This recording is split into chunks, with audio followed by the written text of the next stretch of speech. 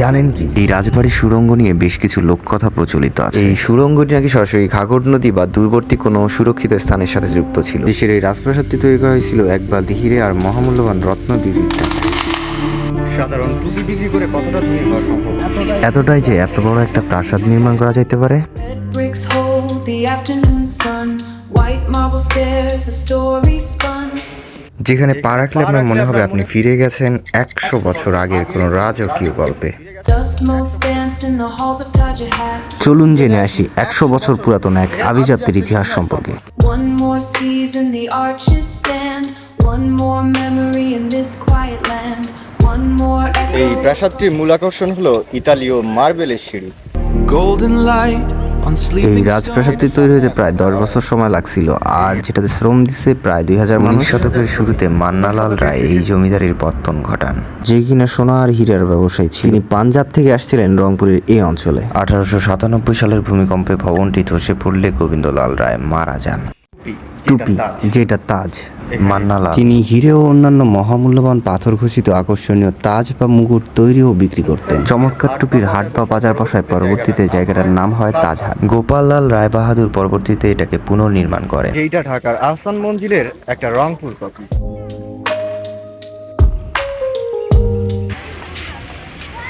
মার্বেলের সিঁড়ি বেয়ে উপরে উঠলে রয়েছে বেশ কয়েকটা প্রদর্শনী কক্ষ, যাতে রয়েছে দশম ও একাদশ শতাব্দীর টেরাকোটা শিল্পকর্ম।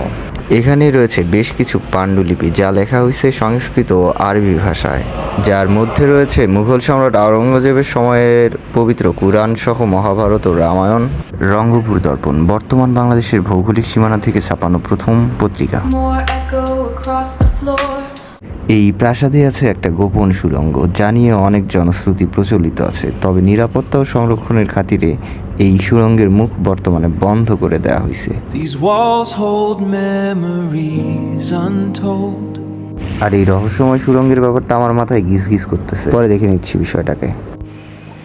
Hush, the silence is believing. লোকমুখে প্রচলিত একটা ধারণার মধ্যে এটাও যে এই প্রাসাদটি নির্মাণ করা হয়েছিল এক বালতি হিরে আর মহামূল্যবান পাথর বিক্রির টাকায়। এটার ঐতিহাসিক কোনো ভিত্তি নাই, আবার ফেলেও দেওয়া যায় না। The silence is believing. এখন সূর্য ঠিক আমাদের মাথার উপরে, যে সময়টাতে প্রায় ফাঁকায় পাইছি। বারান্দায় আড্ডা দেওয়া বা দেয়ালে রেখা এখানে নিষিদ্ধ হলেও প্রত্যেকটা দেয়ালে কেউ কিছু না কিছু লিখে রেখেছে। Another highway ghost in the fading sun. আর এই জাদুঘরে আছে দুইটা মধ্যযুগের কামান। পর্যায়ক্রমে এটি জমিদার বাড়ি থেকে আদালত, আদালত থেকে এখন জাদুঘর হিসেবে ব্যবহার হচ্ছে। The stillness here and the endless road are one. জমিদারি প্রথা বিলুপ্তির সাথে তাজহাট জমিদারিরও অবসান ঘটে। তৎকালীন সময়ে ইউরোপ থেকে আনাই ছিল বিশেষ কারিগর, যাদেরকে দিয়ে মার্বেল ও সিঁড়ির নকশার কাজ করানো হয়েছিল। Chasing neon myriads on the horizon's rim. ছোট বড় মিলিয়ে এখানে প্রায় 200টি কক্ষ বা কামরা আছে। ব্রিটিশ আমলের অত্যন্ত শক্তপোক্ত সিকিউরিটি মেকানিজমে তৈরি কয়েকটা লোহার সিন্দুক বা ভল্টও ছিল এখানে, যা তখনকার দিনে চোর ডাকাতরাও ভাঙতে পারত না। A whispered rhythm of dust on a hopeful whim. আর এই জমিদার বাড়ির সামনে দুইটা পুকুর, যেটা যেখানে গেলে আপনাকে বিব্রত হতে পারে। অশ্লীল কর্মকাণ্ড হয় এখানে, আসবেন না। পুকুর পাড়ে আমি ভুল করে আসছি, আসাটা একদম উচিত হয় নাই। This desert shadow is a transient friend. রূপক অর্থে আমি এটাকে বলবো একটা সময় যেটা ছিল উত্তরাঞ্চলের white house, A roadside chapter with no clear start or end. প্রতি বছর এই রাজবাড়িতে নববর্ষের প্রথম 2 দিন বউমেলা, ছোটদের জন্য ঘুড়ি উড়ানোর অনুষ্ঠান এবং বৈশাখের শেষ দিন অবধি ধুমধামের সাথে পালন করা হতো। এই রাজবাড়ির সুড়ঙ্গ নিয়ে বেশ কিছু লোককথা প্রচলিত আছে। এই সুড়ঙ্গটি নাকি সরাসরি ঘাঘর নদী বা দূরবর্তী কোনো সুরক্ষিত স্থানের সাথে যুক্ত ছিল। শত্রুর আক্রমণ থেকে বাঁচতে নিজেদের ধন সম্পদ গোপনে স্থানান্তরের জন্য এই সুড়ঙ্গ ব্যবহার হতো বলে অনেকেই ধারণা করেন। যদিও প্রত্নতত্ত্ব অধিদপ্তর এই সুড়ঙ্গের ব্যাপারে নিশ্চিত কোনো প্রমাণ পায়নি, আবার অনিশ্চিত নয়।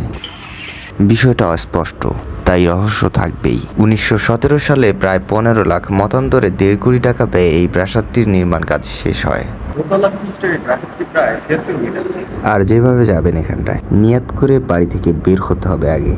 রংপুর শহরে পৌঁছাবেন, তারপরে যে কোনো রিক্সাওয়ালাকে বললেই পৌঁছে দেবে আপনাকে আপনার গন্তব্যে। শুক্রিয়া, দেখা হবে অন্য কোনো ভিডিওতে। সাবস্ক্রাইব।